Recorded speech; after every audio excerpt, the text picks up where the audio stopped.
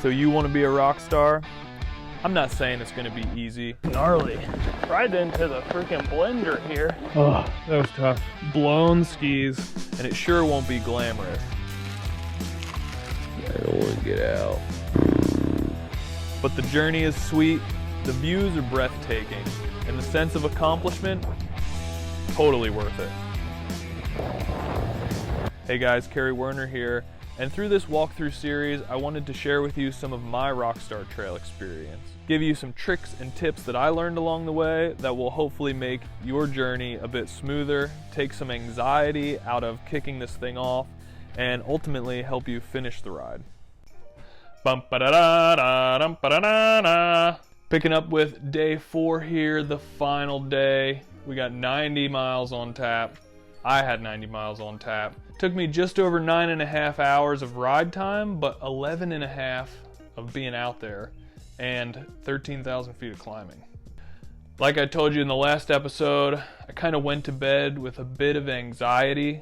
I kind of had this realization that the last couple days were 60 to 70 miles and taking me between 7 and 8 hours, 7 and 8.5 hours. And I was laying there in my tent and I realized that this last day I had set up for 90 miles and I was like, oh, I better get an early start. I think I'd been starting at like 9 a.m. or something. So set an alarm, got out the tent and rolling by, I think like 7:15. That's right. And it was a good move. 7:30 I needed and some we're extra getting this time. thing on the road. Started off hitting 5 miles of kind of gradual downhill pavement following a river.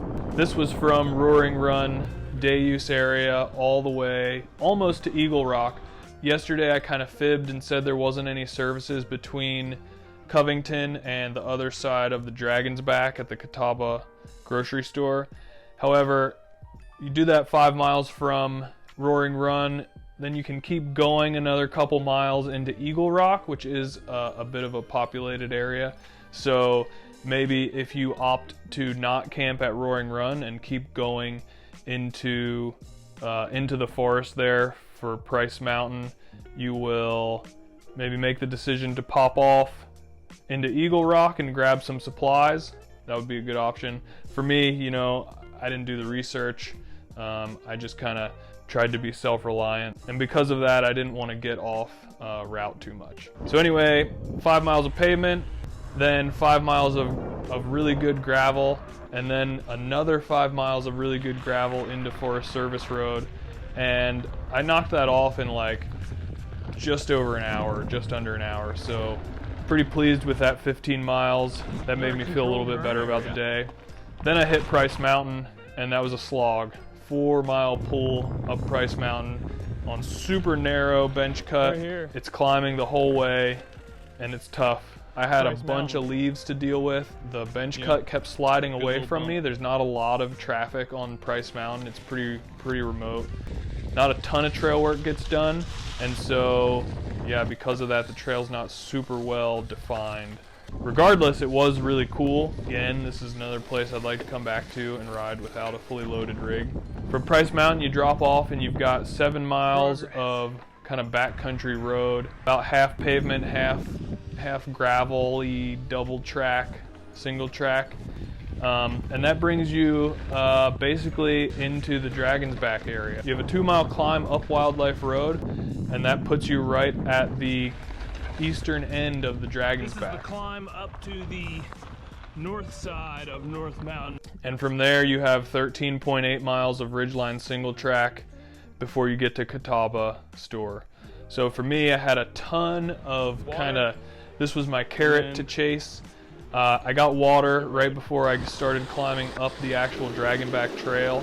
I didn't have much food left. I had like a Pop-Tart and a handful of gummies, and so I was like a little anxious about what this was gonna take. I'd ridden the Dragon's Back before fully, but on a normal bike, and I think it was like a 2-hour pull, and so on the loaded rig I was a little worried. There's some hike-a-bike in there, and it's just a grunt. But you just got to do it, and once you get moving, it's not so bad.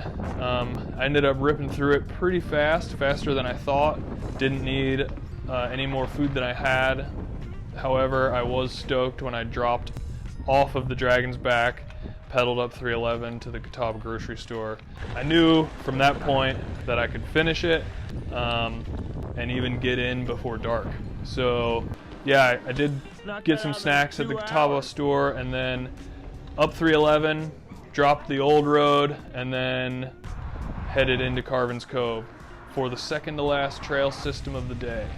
In Carvin's, you start out on the Buck Trail, hit Hotel, and then come around basically right next to the Bennett Springs parking lot, and then you climb up Heidi-Ho, which was tough. Heidi-Ho is a steep climb. It's like a 40-mile-an-hour descent, so you can imagine on the loaded rig it was a grunt. Then you drop the gauntlet, traverse across the bottom, and climb the trough, which was another super steep. Just felt like a gut punch at the end of this trip. At the top, you take Brushy Mountain Fire Road all the way out of Carvin's and into Hanging Rock. I think I stopped at the gas station there just for more food, and that was my final stop of the day. First you're on Kessler Mill, then you bomb through town, jump on the Greenway, and things are looking really familiar for me at this point. The final trail system awaits, and that's Mill Mountain. I ended up seeing Buffalo Man on the scooter just serendipitously before I entered the Mill Mountain trail system. You know, spirits were high, but for some reason I started out on Wood Thrush, and it's a bit of a climb, and I just thought, like, man, I just want to be home. So you work your way through Mill, climbing up to the Star. This was a cool experience, a cool moment. You're up at the Star, the final high point of the day, and it's basically all downhill from here. Final high point of the day. I was pretty stoked about it. Looking out over the Roanoke Valley, kind of really brought the whole trip together for me. And then, for me, this is where I kind of quit the route. You're supposed to go to Texas Tavern. I went home because I didn't really need to go to Texas Tavern, and technically it was further for me to ride home than to Texas Tavern. I had Shermie waiting for me. I was ready to call this thing finished, and I was stoked to get home. So I ended up doing that day faster than I thought, but it was still a long day. Yeah, the big moves for me is once you get through the Dragon's Back, I think you can make it happen, because you got the K-dubz grocery store right there at the other side of the Dragon's Back. Then you got gas stations right as you pop out of Carvin's Cove. You can basically eat your way through the ride at this point. So yeah, that's it. That's the Rockstar Trail. That's how I did it. I think 4 days is a pretty good way to do it. If you're a fitter, faster person, I think 4 days is all you're gonna want. And if you're a slower moving person, these are gonna be big days. But, you know, being out there for longer than 4 days, I think 4 days is the sweet spot. I hope I helped take some stress out of this potential journey. Yeah, I really hope more people do it. It's a really fun route, linking some of the best single track between Harrisonburg or Rocktown and Roanoke, Star City. You know, this is kind of just scratching the surface. We have a lot more than this, but it's a really good sampling of what we have. So I hope you guys enjoy.